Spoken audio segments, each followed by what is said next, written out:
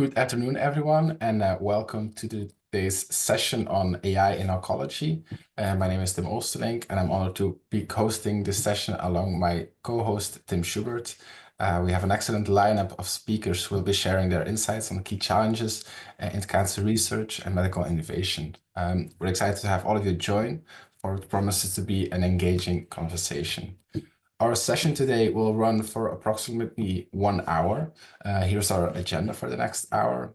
After the introduction, we'll have panelist presentations by Professor Ogino, who will share his vision on the future for AI for oncology, followed by Professor Rosenthal. And after that, we'll have a panel discussion between our panelist and Professor Michaela van der Schaar to discuss where AI can help oncology and to talk about the challenges and most pressing questions associated with that. At the end of the session, we'll have a Q&A where you can have the chance to ask your questions directly to our panelists. And we encourage you to engage actively in the discussion. If you have any questions, please submit them in the chat. You can also upvote other questions so we can prioritize them. With that, I'll hand over to Tim Schubert for the introduction of our panelists. Okay, thank you, Tim. And we're very honored today to have two exceptional panelists with us. First off is Professor Shuji Ogino, who's the Chief of Molecular Pathological Epidemiology Program at Brigham and Women's Hospital, a Professor of Pathology at Harvard Medical School, and a Professor of Epidemiology at the Howard T.H. Chan School of Public Health, and a member of the Broad Institute of MIT and Harvard. Thank you so much for being here today. Second, we're also very glad to be joined by Professor Michael Rosenthal, who is an attending radiologist at the Dana-Farber Cancer Institute and Brigham and Women's Hospital, and also Assistant Director for Radiology and an Assistant Professor of Radiology at Harvard University. Thank you so much for being here today. And to start us off with the session, I would like to hand over to Professor Ogino for a presentation on his research. Thank you so much, Tim, for nice introduction. So today I would like to talk about what AI cannot do now, but the hope, AI can solve the problem in the future. It's a kind of a big, topic. So, can you advance slide? Sorry, I need to then. All right, anyway. So my big question is here. Why can't we predict tumor development or behavior even by today's best AI? So what I mean, tumor development is, okay, sorry. Tumor development is, can you go back? Sorry. Tumor development is that, right, we want to predict who will develop cancer 5 years, 10 years, 20 years later or not. That's and the behavior is obviously a patient who progress, die, responds to treatment, So next slide, please. So obviously we are dealing with kind of a very, very complex disease. We need to deal with many different things. So we actually need a big data to tackle this. So is obviously molecular pathology is one of them, epidemiology is one of them. So we combine those to produce a MP approach or MP field, and AI can help. But one thing we have to keep in mind is those risk factors as well as the systemic condition in the human body. Those are not a snapshot, one-time cross-sectional thing. So usually we're satisfied with only cross-sectional data, but we really need with long-term risk factor as well as a systemic condition for a lifetime, life course, starting even before we are born. That's a fundamental big challenge. So the next, please. Can you go to next, please? Okay, great. So to tackle the long-term exposures, risk factors, and then, the people's conditions, I recently invented this method named the prospective cohort incident tumor biobank method. It's long, so we abbreviate it as a PCIBM. But anyway, to assess long-term exposures, and then we can catch tumor development and also tumor characteristic together. So this is kind of a new way to do a data analysis, new way of doing study. And then please next. So I put the PCIBM. This is by chance, but actually it's easy to remember like this, PC of IBM. So it happened to be very fitting topic for AI talk like this. Anyway, so please go to next. Actually, these are all in my lab website. So if you Google Ogino Lab, probably you hit the first one. So you can see all these in later too. But you can obviously shoot the pictures anytime too. Anyway, please go to next. So actual data set, we apply this method on Harvard cohorts. We have those three cohorts we are analyzing in my lab. And then also together with many other investigators, obviously, started almost 50 years ago, 1976 is the start of the Nurses Health Study 1. And since then, we have about almost 300,000 people followed for decades, capturing all long-term exposure data, which is important in cancer etiology. And I can explain that in an hour, but for interest of time, don't don't go to detail. But anyway, and then no one. It's important thing that no one knew who to get the tumor until it occurred. So that is data are free from bias by tumor incidence in the future. So please go to next. And then we capture all the tumor incidence and pre-cancer incidence. And then we collected tissue from all over the US. That is years of work, actually. Now, my lab has 3,500 tumors to do all sorts of analysis. And then including AI spatial biology, which is quite hot. And then I'm happy that, some expert like Kun-Shin Yu has been greatly working with me to solve this puzzle, the pathological and spatial biology. Next, please.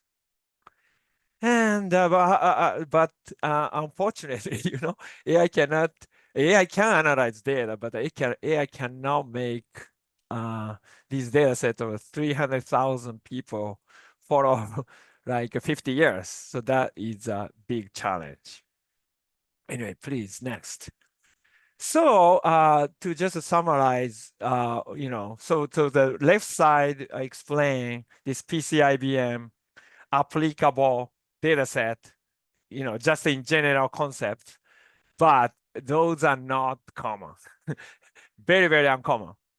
You cannot find many. I mean, there may be just a handful in the world. However, conventional tumor biorepository, it's more than 99.99% of data sets are this. However, AI cannot upgrade the study design limitation.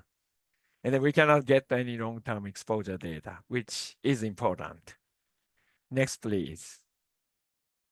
So just to illustrate what we found in this data set, and then PCIBM. So this PCIBM, together with the molecular pathological epidemiology, we follow about 170,000 persons among 300,000, still a large number. And then we follow for decades, and then this is a focus on colorectal cancer outcome, not the pre-cancer. So we have a 1,700 colorectal cancer with tissue data. The first paper we published is a long-term aspirin intake, which is associated with a lower incidence of this PTGS2 positive cancer. PTGS2 is a target of aspirin. Another name is cyclooxygenase 2. So this paper published in 2007, 18 years ago, very hot, drew a big attention. After 18 years, nobody could do the similar study. And can you go to next, please? So just surprise to us too. Like 18 years ago, we couldn't imagine nobody could do this type of study yet. But that's the truth. 18 years, we don't see any data, although we have experimental plenty studies, aspirin's effect on the PTGS2 as well as the chemo prevention. And so that's kind of unfortunate that we have the only population data. And then the next paper we put here is it's a vitamin D and the immune response in tumor. So this is the first study to link the exposures and the immune infiltrate in tumor incidence. And that's also 8 years, or 9 years now, and nobody could do. And then the third one is this is diet and the incidence of tumor with this particular pathogenic bacteria, Fusobacterium nucleatum. This is also 80 years now, and nobody could do any similar prospective studies. So AI can analyze data, but cannot make long-term data on people. That's unfortunate. So as a summary, it is important to know the decades-long exposures we cause change in tumor cell, I mean, actually cells, first a normal cell and tumor cell, and the microenvironment, and then make tumor or disease phenotype, any disease phenotype. So to improve oncology for precision medicine, we must understand long-term exposures.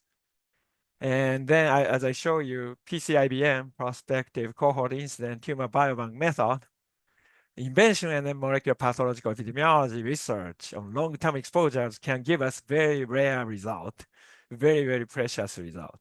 However, lack of PCIBM applicable prospective data set, as I said, less than 0.01%. It's a very big hurdle. And then AI cannot, but future may be able to make long-term prospective follow-up data of millions of people. That's my hope. Thank you so much for your attention.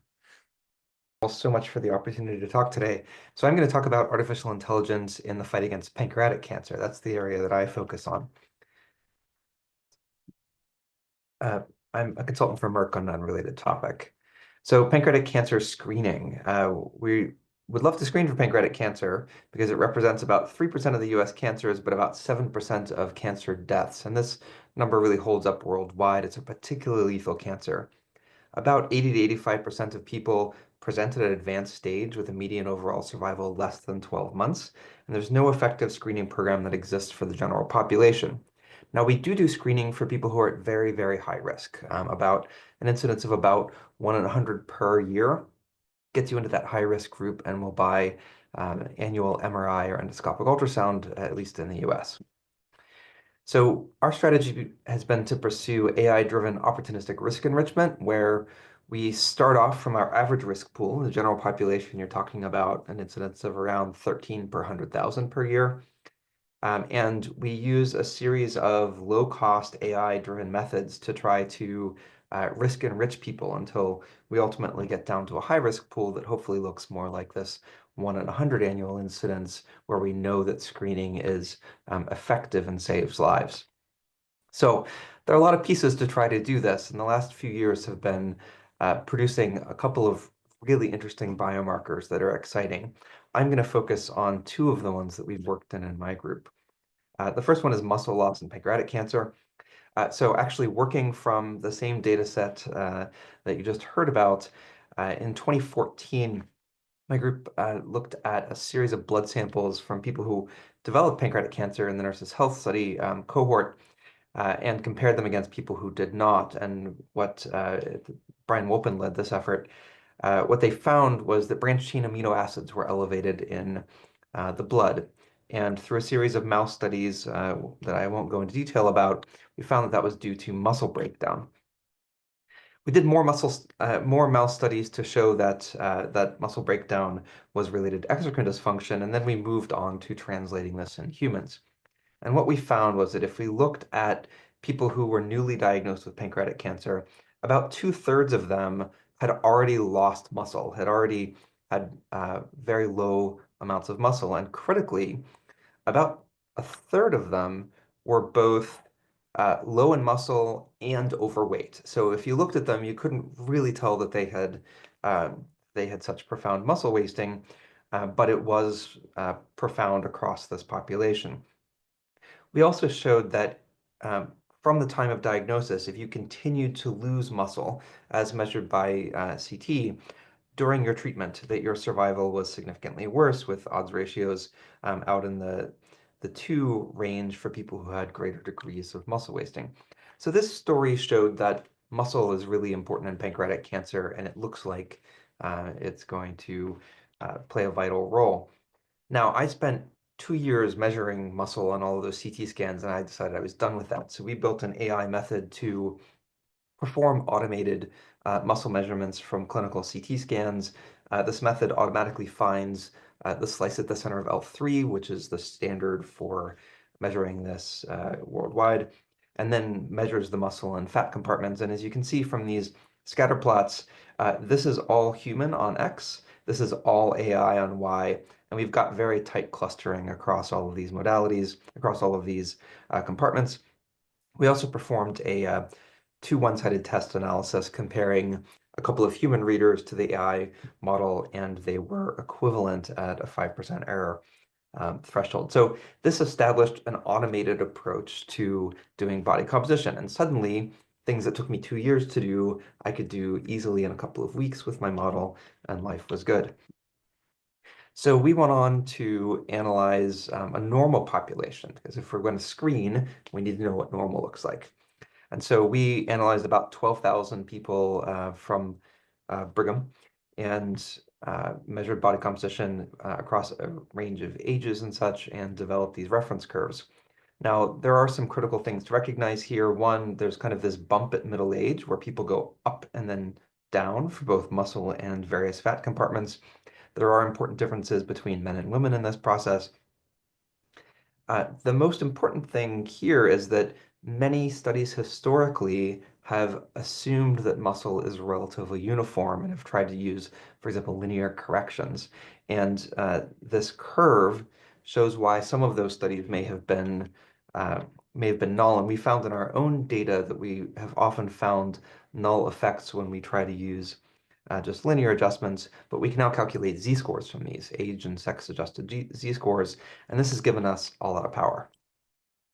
So we took a group of about 900 patients between our site and our friends at Kaiser Permanente in California, and looked at 900 cases and 3-to-1 matched controls.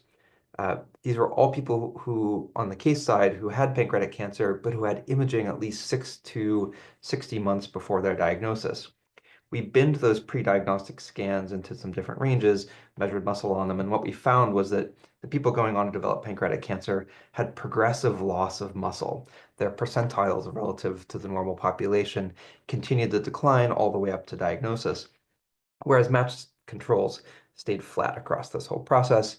And we can see that skeletal muscle, this blue curve, was the earliest one to change and showed the biggest change, while things like fat compartments and BMI were pretty late to the game and really started to decline in the 2 to 6 months before diagnosis.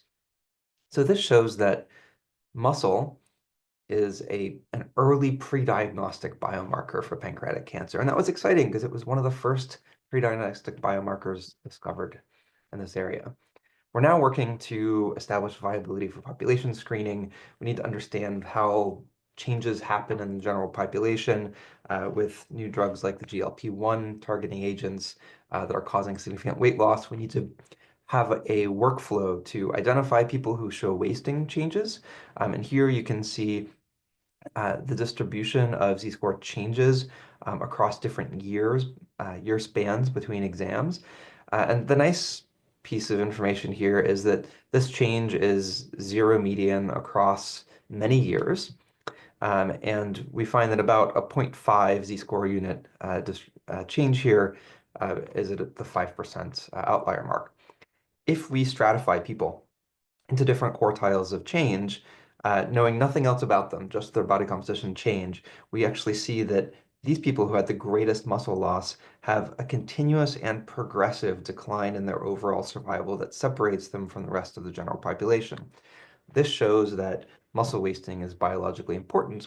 We're now working to define the minimum significant change in body composition and also look at other diagnoses that are in that loss group so that we can differentiate them from pancreatic cancer.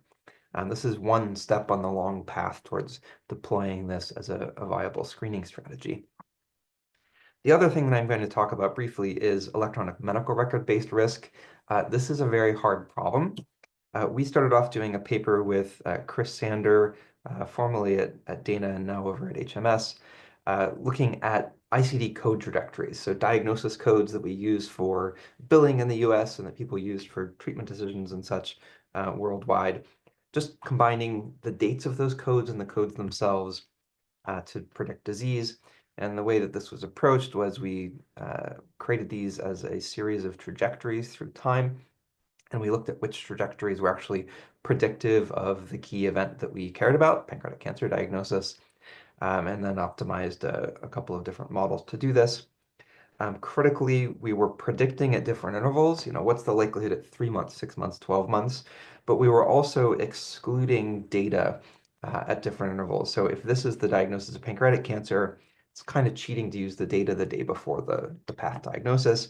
And so we blocked windows at 3, 6, and 12 months to try to make this more of a clinically meaningful predictor. What we found was that if we used all of the data, all the way up to the date of diagnosis, our area under the curve for differentiating cases from controls was 0.88. So that's as good as we could possibly get with this model that we used. But when we start excluding intervals, even when we get out to a 12-month exclusion prior to diagnosis, we still have an area under the curve of 0.82. And this means that ICD codes themselves are also a useful pre-diagnostic biomarker for this disease.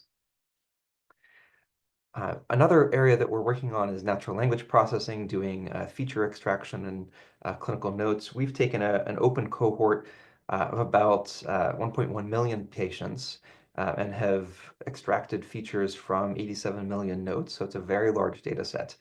It's a really challenging data set. There's extreme sparsity for these features. People don't mention unexplained weight loss very much. There's also a lot of informative missingness. When people don't have notes, that often means that they're doing pretty well. So it's been a hard model to build, but we're getting some interesting results. And I'm not talking about LLMs here because that's a little more complicated. This is a little snippet from a very large plot. And the key thing to recognize here is that some features that are relevant, for example, jaundice, are coming up and developing very strong signals with 10 to the minus 50 p-values. So while we're early on in this process, we are extracting some meaningful data, and I hope in the next year to be able to produce some information on whether we can use notes and the contents of notes as a future risk predictor. Our current work and the hardest piece of all of this is trying to integrate multimodal data for PDAC risk. There's actually an NIH seminar going on right now on this topic. The challenges of this include sparse time varying data, informative missingness, temporal inconsistency. There are a lot of different potential strategies, but what we really want to do is to be able to take all of this information, blood biomarkers, metabolic assessments, organ radiomics, EMR risk, and all turn it into information that we can use for early detection and cure. So we do have some pressing challenges that I think we're going to talk about next, but I will leave it there for now. Okay, thank you, Professor Rosenthal. Very interesting presentation and a lot to discuss in the next segment as well. I have put down the challenges that you provided us both. And in this segment, it's the purpose that we discuss it with Professor van der Schaar, who is the machine learning expert of our session, and just talk back and forth and discuss what challenges are most important. So maybe Professor Ogino, maybe you can choose one of your challenges or questions and discuss it with Professor van der Schaar. Oh, that's right. I mean, yeah, I want to pick one, but actually all interconnected. So anyway, I think I feel biggest challenge is that, it's not just oncologist researchers, most of us focus on what we see now.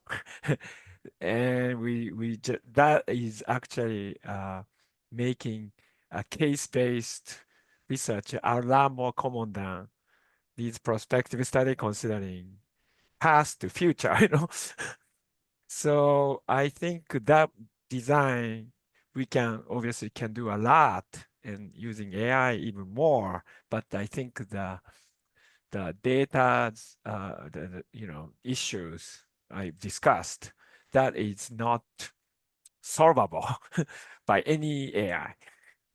So we have to really consider, tumor, now we know tumors start in utero or even before. And we have to have a great data set to follow people for long. We need funders to support us for decades, something like for nurses health study, indeed. But they try to cut the money for that now. That's a fundamental challenge.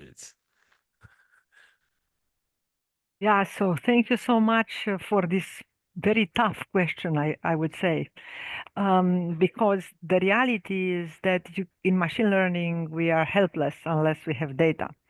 And yet, I feel that there are some opportunities in the last couple of years. First, we can harmonize very diverse data sets. So not just using one data set, but use AI to interlink and harmonize data sets that can speak to each other across, let's say, the lifetime, the trajectory of an individual. So in the past, we used to do AI where we just focus on one particular data set. I think that as AI is maturing, there is an opportunity to really combine different data sets across the different lifetime of a patient and see factors, potentially causal factors across this trajectory. So first is what we can do in what we call in machine learning data-centric AI for harmonizing and unifying these data sets. Number two, I think recent progress over the last, let's say, decade in statistics as well as machine learning on causality may provide yet another lens, trying really to identify what type of causes may trigger subsequent events, subsequent symptoms, subsequent side effects or comorbidities. And even lumping back to what Michael was showing about these trajectories of events from electronic health record data, looking not only at the history, but looking at when these events happened, in what order these events have happened, what happens if they didn't happen, even though they were highly expected, trying really to understand the longitudinal trajectory, but also the causal relationship across this trajectory. So maybe that's another thing to keep in mind. And finally, to say a final one, and I'm curious what both of you think, is we are very excited to think nowadays about digital twins of patients. So again, we are trying to use a diversity of data from a variety of patients at different stages in their life, different stages of disease with different types of prior symptoms, and try to use these diverse data sets to create personalized digital twins of an individual. And I'm not talking here only about mechanistic solutions, but also about machine learning solutions that can be combined with these mechanistic solutions to kind of try to understand possible trajectories, what are the most likely trajectories. So I'm not here talking about prediction as much about generation. Can we really create what are the most highly likely digital twins for this individual and empower this with data from the population and data sets that may exist from biobanks or other types of data that may acquire data prior to these patients being sick. Of course, it's a high, tough challenge, but these are some thoughts from my side, and I will make sure that this challenge is also transferred to my colleagues in the machine learning for healthcare community. But I don't know whether you or Michael have any thoughts on what I just said, or you think that? Yeah, I mean, I obviously the digital twins is an interesting idea. However, I would think, still many of the biological processes and even our development ourselves are kind of a black box at this point. There are many, obviously, experimental models and observational data, but by and large, we still, most of the facts are unknown. And so it's kind of a challenge to make digital twins, with existing data because of unknowns. And I don't know how to solve. We need to know. We need to increase our knowns, to make those things. Yeah, no, I think that you are right, and I think the challenge is, and the two ideas that I like to kind of put forward is one of them is machine learning has a lot looked in the past at just one data set at one particular stage of disease, or even prior. And now I think the opportunity is to harmonize a longitudinal set of data and not the same data set, because it's, I think, unconceivable to have everything in one data set. And especially electronic health records often capture events later in life when somebody has already disease, unfortunately, and maybe complement that with studies that are earlier in life. That's one thought. With respect to black box, I think that also if you look at the machine learning community, again, I think we took to heart and we understood the criticism associated with black box machine learning. And in more recent times, solutions, mechanistic solutions that are trying to understand white box models, that are really trying to understand longitudinal, not only static, but also longitudinal trajectories and how these trajectories look like, what are the trends, what events trigger other events. I think there is some progress there as well. So I think we can be cautiously optimistic, I would say. But in the end, I think it requires collaboration between machine learners and clinical researchers to have some of these things mature. And I see that Michael put something on the chat. So Michael, you may sorry. want One thing is the black box I refer to is actually a biological black box ourselves. We don't still know how the cell works in the most part. We are just beginning to understand, but not yet. Even cell or body or tissue, anything. So that's what I mean too. Obviously, black box in machine learning also applicable to, but we can address those challenges. If I can add, I think that on the data access piece, I think there are a couple of things that are very promising right now in the AI domain. The first is that there are international standards for ontologies that are becoming more and more widespread, and we've adopted Odyssey's OMOP common data model for our data. And let me tell you, it was a really big effort to try to take the medical record for what was essentially 18 institutions across multiple generations of EMR and convert it into a single common data model. But having done that, it's really brilliant for working with other institutions. And so, we have a partnership with UCSF where we both have repositories that are over 1 million patients. We can connect them together using federated learning where the data stays locally. And we're now building multi-center risk models without ever having to share a single spreadsheet between the institutions. And I think that this kind of data standardization, just to enable access, is moving along more and more. One recent development that I think is promising is that Epic, the big medical provider of medical records, has announced an effort called Cosmos to provide a common data access. Now, I haven't seen all the details yet. It's still early on, but I think that the increasing adoption of common data models is going to make life easier for a lot of us. I would agree with you, Michael. But that's again a place where AI maybe can help. You mentioned a lot about the effort it took to harmonize these different data sets. Recent efforts in AI, including from our own lab, directly speak to this. How can we harmonize clinical trials? How can we harmonize clinical trials, for instance, and electronic health record data?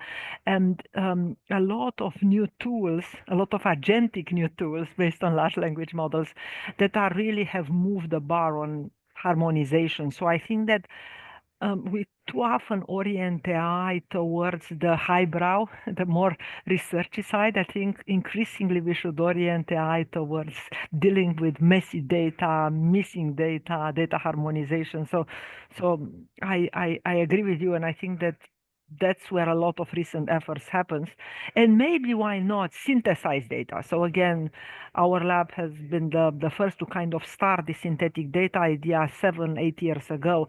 And I feel that that's an alternative to federated learning, which is by itself a fantastic alternative, but maybe creating synthetic data sets could be another. I don't know, Tim, whether new questions, and thank you so much, Michael and Shuji, for complicated questions. Yes, we have other questions indeed, and I would maybe propose Professor Rosenthal to ask one of his. I saw that you ordered them in matter of difficulty, so feel free to shoot wherever. Sure. Well, I'm going to start off with the one that I think is hardest and most exciting, which is developing a framework to estimate absolute risk from real-world EMR data. And this is one that is an absolute beast because EMR data is messy.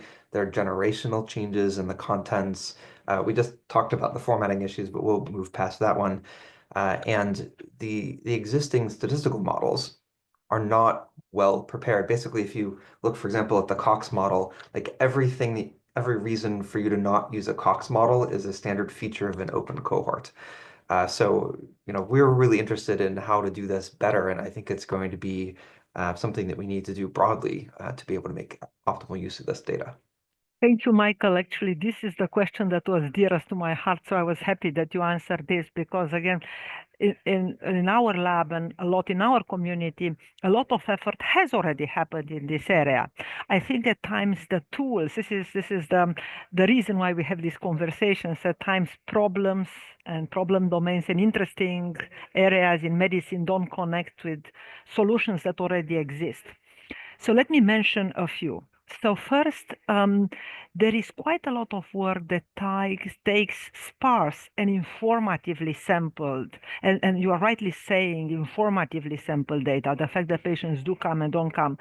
Machine learning has done over again the last 10 years quite a lot of progress to learn from this informative sampling over time and use informative point processes to tell us something about this individual and make forecasts in addition to the values of the data for which we do have samples. So that by itself interesting. And I think techniques already exist, and it's a question maybe of communicating them across communities. The second point is about doing time to event analysis. And like you rightly said, methods such as Cox models are taking static data into consideration, cross-sectional data. But here what's interesting is to look at different time points, informatively sampled, and do time to event analysis.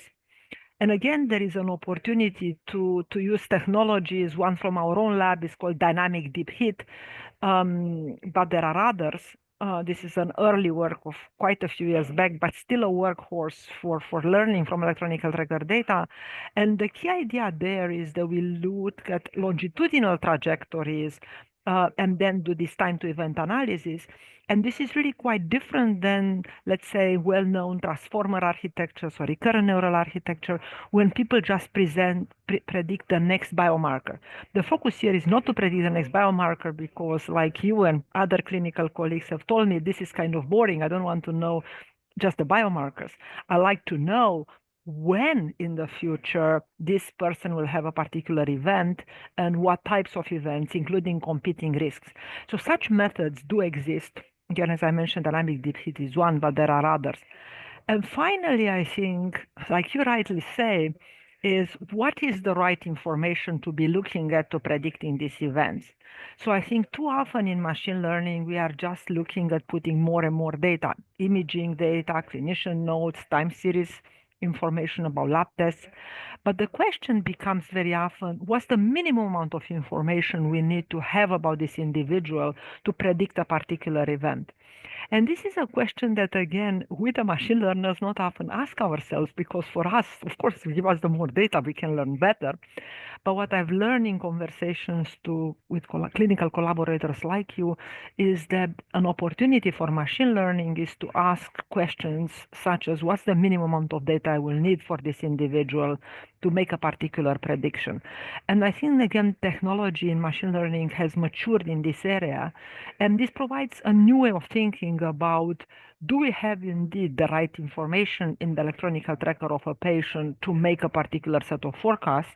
And maybe after we train these models, we can apply it prospectively, such that the clinician seeing a patient has in front of them an atlas of future risks, when they may play a role, and what's the uncertainty associated with this, such that they can decide when and what type of test they should be doing to minimize the risk.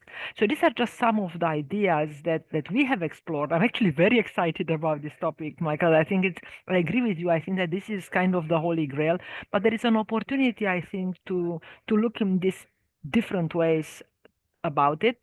But I'm curious what the two of you think about this. So I think that there are different challenges in this. So there's the fundamental computational challenge of, like, how do you put this into a format where you can do risk analysis? And many of the standard frameworks, for example, require full parameterization at each assessment point. When you have very sparse data where you may never have had a CT scan on the individual when you're trying to perform risk prediction, you've got to have a different way of doing this. And so I think this is an example of an interesting space. We've been developing some techniques to try to manage this through things like using functional families that have definitions at every time point, et cetera. But I think that there's a huge amount of space. And then, of course, you mentioned things like recurrent neural networks. RNNs are nice because they're a general framework, but the ability to handle informative data there can be. No, I agree with you. Sorry, I just took it taken out of context. I was saying that they don't have this ability, and we have been adding this ability. Sorry, I just want to clarify. Yes, that's what I meant. Yeah, they don't have the ability to have representations of that, and while it's appealing in the sense that it can handle time series, it's unappealing in the sense that it doesn't have contextual representation. So I feel like there's more to be done here, and it's important. Yes, but on the same side, I think a lot of these techniques do exist.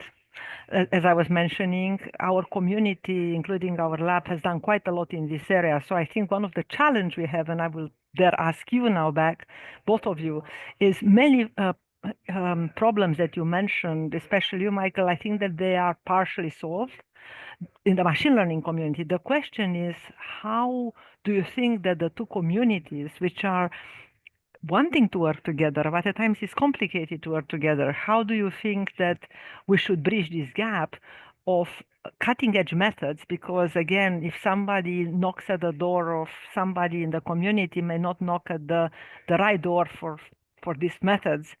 And vice versa, the machine learners at times solve problems that are not there.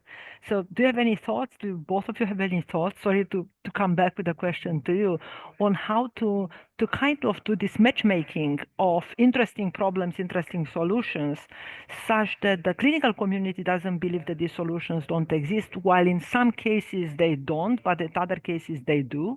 And conversely, how can machine learners that are interested in solving unsolved problems can scout for these problems? Do you think there is a market of ideas, or I'm just curious what the two of you think? Yeah, I mean, I would say, first of all, seminars like this are a great way to connect people from different backgrounds. And that I think it's very important. I've also found that some conferences, for example, like Mackay, that specifically cater to people from different disciplines coming together have been really advantageous in this. I would say that the journals have some work to do, at least many of the journals that I publish in, because the clinical journals do clinical things, and the computer science and data science journals do data science things. And there's not a We don't huge. even do cutting edge AI in journals. Cutting edge AI happens in conferences, so it's even more challenging. Yes, I mean, I joke with people on the clinical side of things that, we use an old LLM. It was only 3 months ago, right?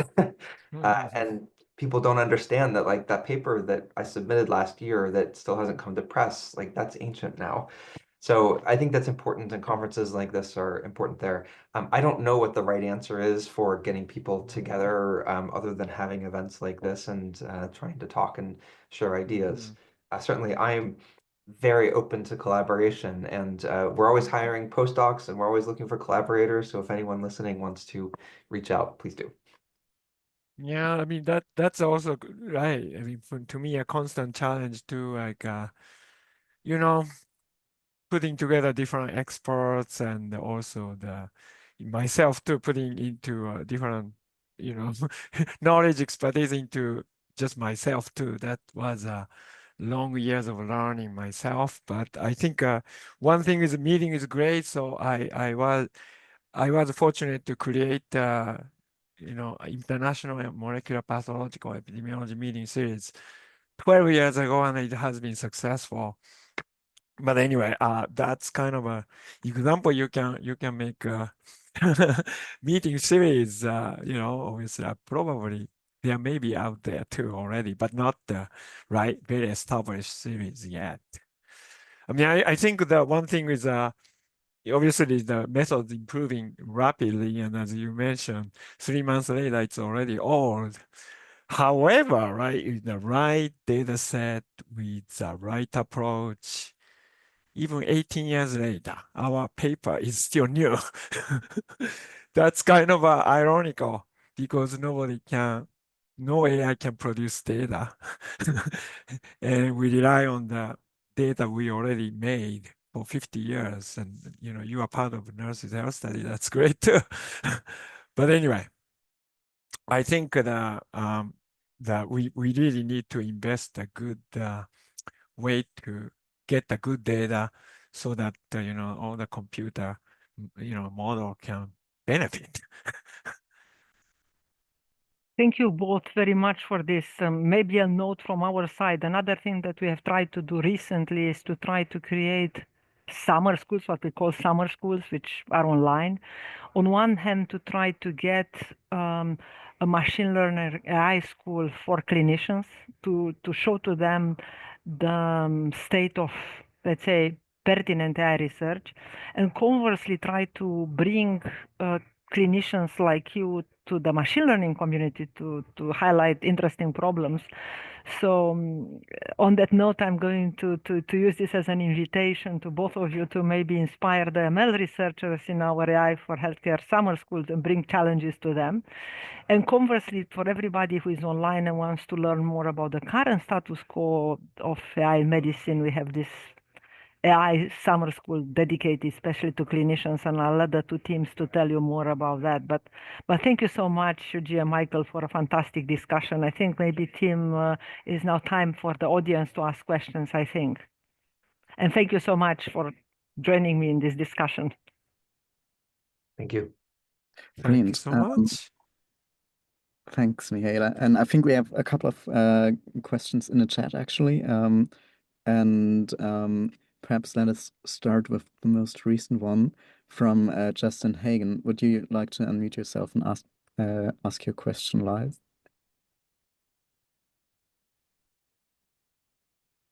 Okay, otherwise I will read it.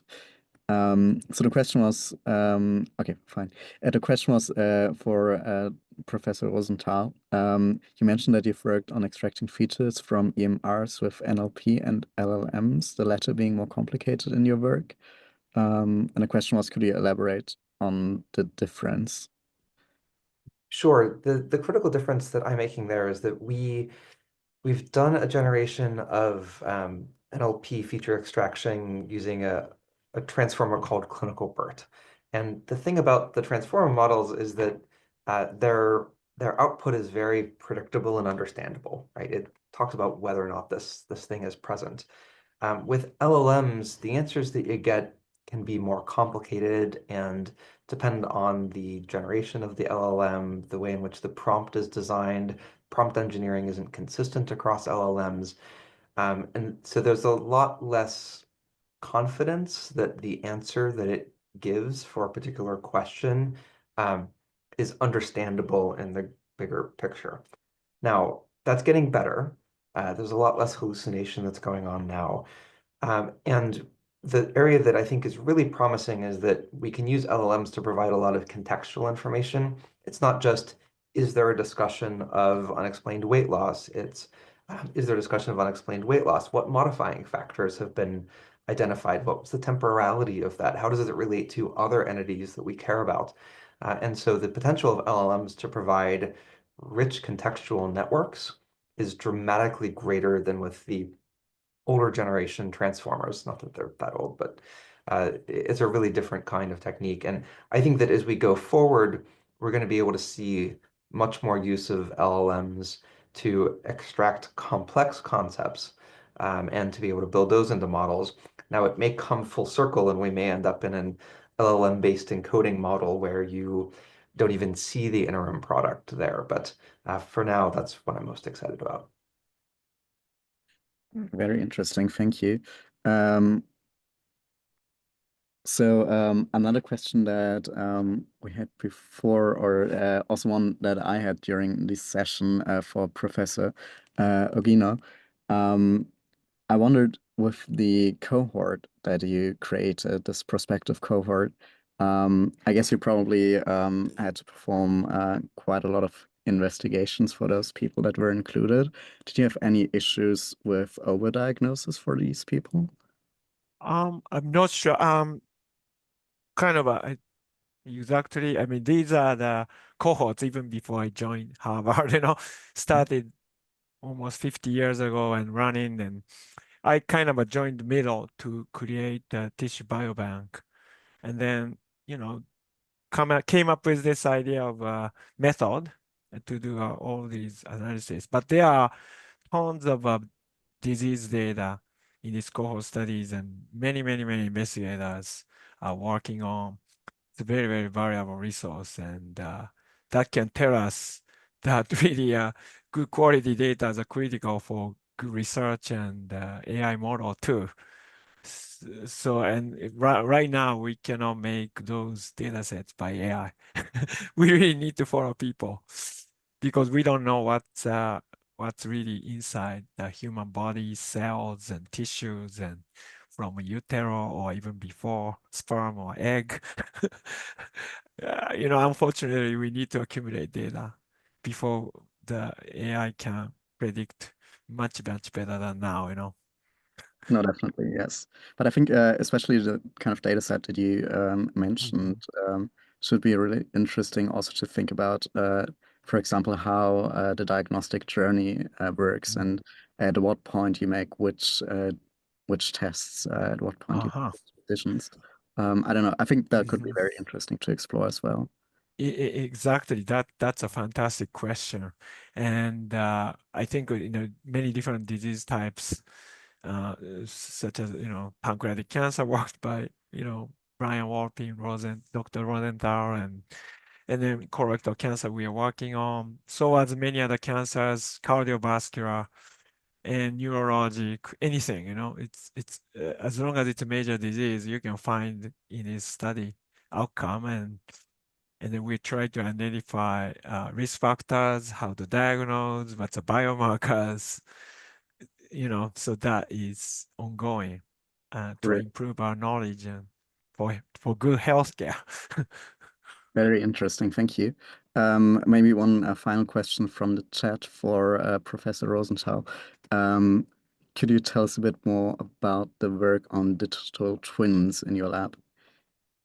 That may have been a misunderstanding from the chat. I actually don't do any work in digital twins. That's Dr. van der Schaar. Okay, fine. I think then we will skip this for now, and I think we will actually have another session on digital twins quite late in the year.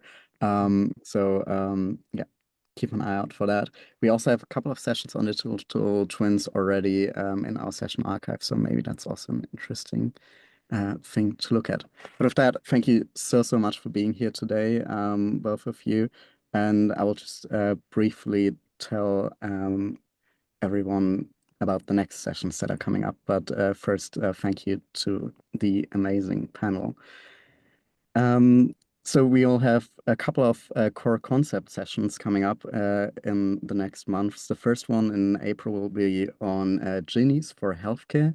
And be mindful, the date has changed just slightly to April the 7th. You could find out more about our recent work and thinking on genies on the lab website as well if you want to sort of prepare for the session. And then we'll go on to talk about validation of clinical AI and later about AI copilots and agents in June. And this session, as always, will be on YouTube very soon, and we'll share the links with you about those. And you can find all our previous sessions in the session archive.